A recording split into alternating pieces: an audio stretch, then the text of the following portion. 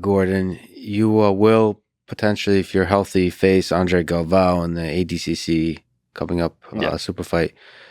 Who is Andre Galvao for people who don't know? Can you tell the story of your beef with the emotional interaction with the man? Yeah. So Andre is he's considered the greatest ADCC competitor of all time, multiple time black belt world champion, winningest ADCC champion ever. He has six gold medals, and I've been trying to compete against him pretty much forever. Like since I got my black belt in 2016, I've been trying to get matches with him.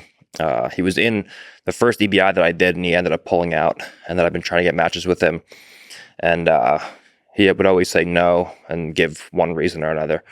And then after the last ADCC, I was like, "Hey, Andre said he was retiring after this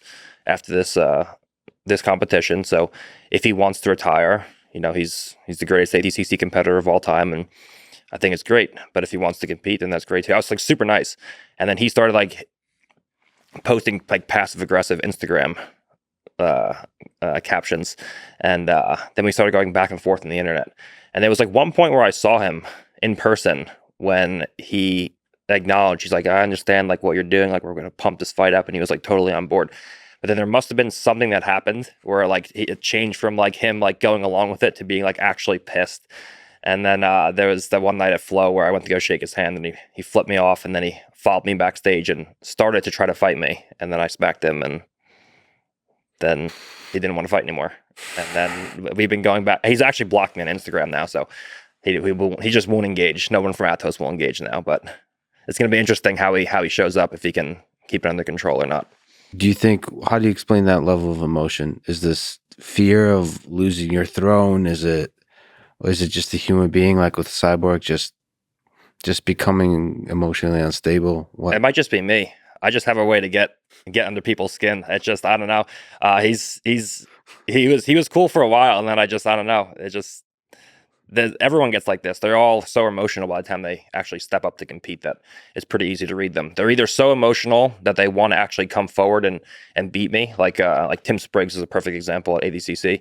I posted like on my story on Instagram like 10 minutes before our match. I said like, what I'm going to do to Tim Spriggs is going to be criminal.